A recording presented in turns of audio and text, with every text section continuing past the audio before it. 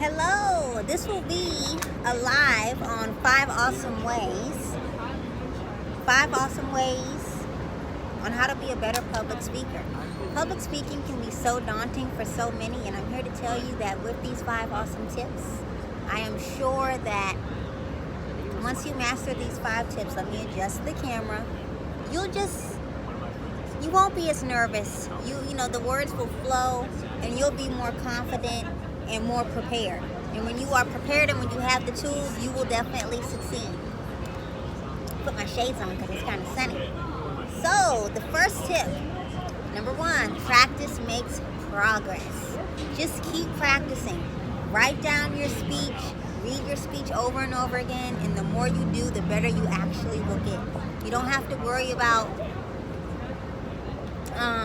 trying to get it right the very first time. Great speakers make mistakes all the time, and the more you practice, the more you speak in front of others, the more you will succeed. That's a wonderful step with preparation. Number 2 is to observe and watch others.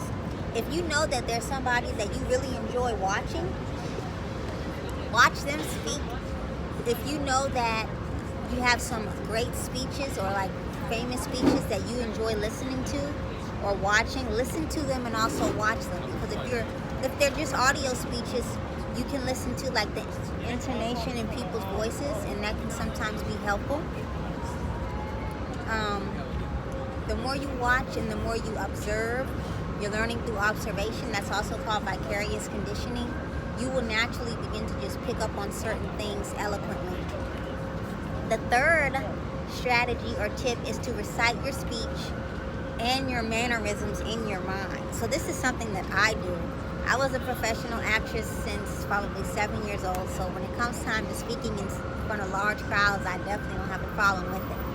And in college, as a finance student and as a public relations honor student all around, I delivered a lot of presentations that earned stellar grades and also just built excellent skills. So when you write down your speech or your presentation or your PowerPoint or whatever it is that you have, recite what you will say and how you will say it in your mind. I usually do that when I'm sleeping or when I'm napping, right, before the presentation. Just imagine yourself. Imagine how you will move your hands. Imagine what words you will say with a certain emotion in your voice. Imagine how you might smile when you say a certain word. Imagine how you might stand when you're up there. Imagine the good. Literally envision what is going to happen. Envision the good. Envision your surroundings.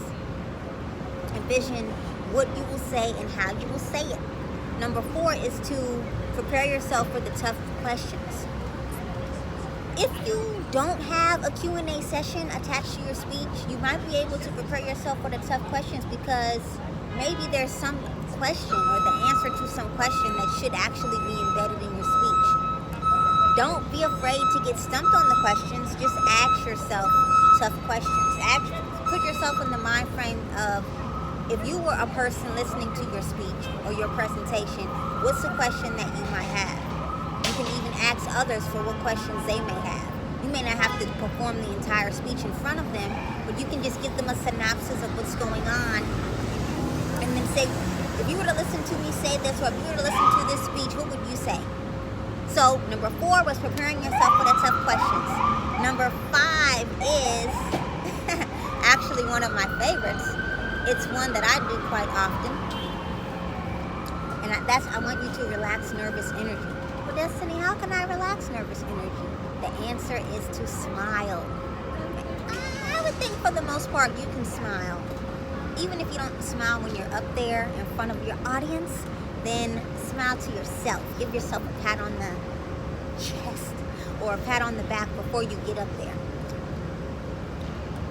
I know that if you master those 5 principles, 5 awesome ways to become a better speaker, understanding that practice makes progression, observing and watching others, reciting your speech and mannerisms in your mind, preparing yourself for the tough questions, and then smiling, all those 5 principles, I just pray that you will continue to be an excellent speaker, a positive influence on others, There's nothing to be nervous about. Philippians 4:13 says you can do all things through Christ that strengtheneth you.